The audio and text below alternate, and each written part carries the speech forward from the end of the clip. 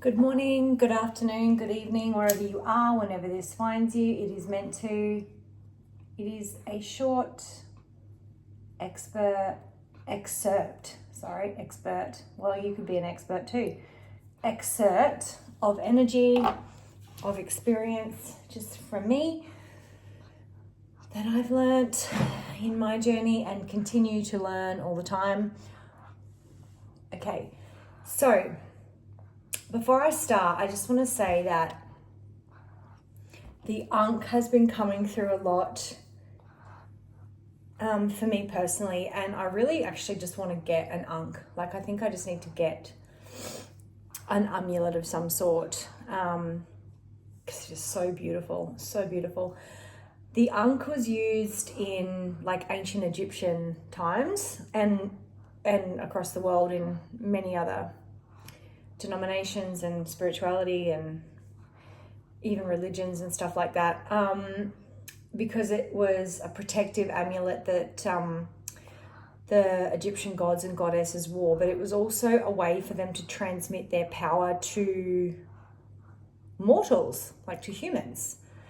So you can definitely call on that to work with you in terms of energy healing and protection.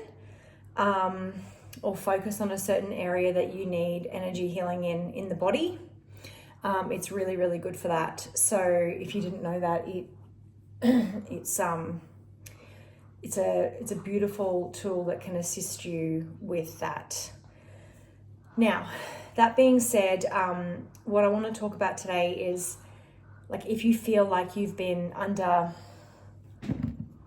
like a dark cloud or some sort of curse in your life at any point, or hexed, or I shouldn't laugh because it's not funny, hexed or like sought after to intentionally like hurt you or bring you down or bring darkness or bring just absolute chaos into your life. Like the reference of, I don't know if you've ever seen Oscar the Grouch. I think he's from Sesame Street or something, where he lives in the garbage can, and just like garbage being poured onto you. That's like, it's actually not yours, but people are projecting. It's a metaphor for people like projecting their garbage onto you, or dumping all of their garbage onto you, or their emotional baggage or their spiritual baggage or whatever. So again, that's why I've been working with the Ankh to clear my own personal stuff where that's happened to me, and also forgiving myself for allowing that to happen. Which brings me to I think I'm going to call the video this is Thieves do not break into empty houses. So if you're a light worker or you relate to any of those terms, light worker, starseed, chosen one, a guide, a high priestess, a healer, like you can just be a healer of anything. There are so many different variations of healing. So a healer, if you are a healer, you will have gone through this, there's no doubt. Because you have something within you that is so special and so unique and so valuable. Treasure lies within you. And as I said, thieves don't break into empty houses. So if you feel like you've been cursed, you've been like sought after, targeted in really nasty, cruel, dark ways, it's because you are a threat to the darkness. And a lot of what we're going through and what we're seeing is spiritual warfare. So a lot of it is not happening physically, like it happens energetically first. I've got Archangel Michael here, so please, Archangel Michael, protect us with your sword of protection and truth and clarity.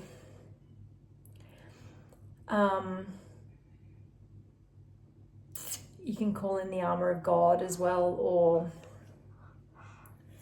like a cape of light, or the violet flame, or Mother Earth, Merlin for protection. There's lots of different things you can do. I might even do a video on like what's worked for me. But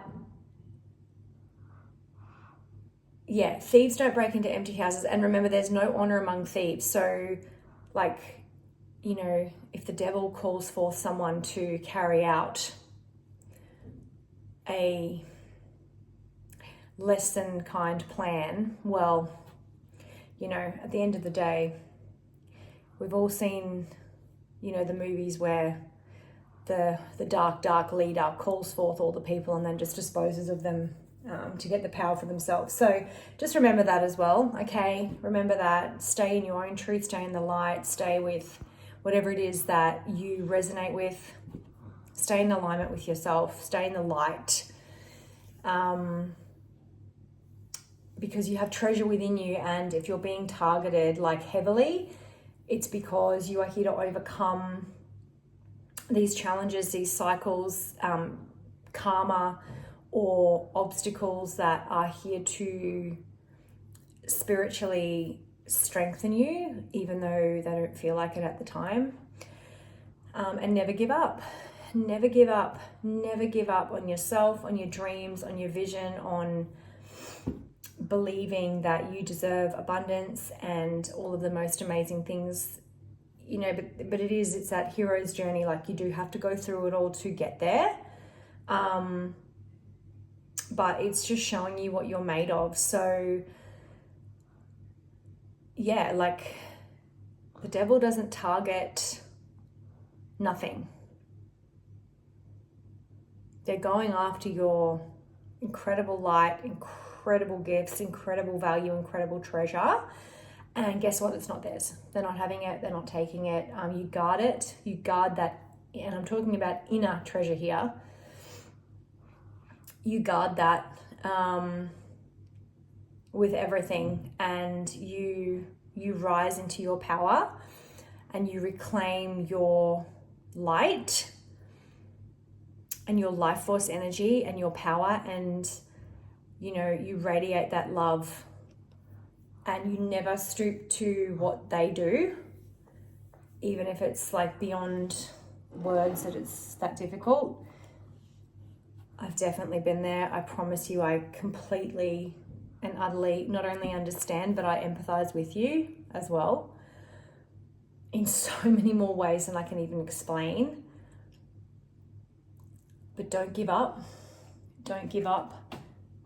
And this also might be a message for someone that I had to realize within myself, is you need to start taking your energy seriously.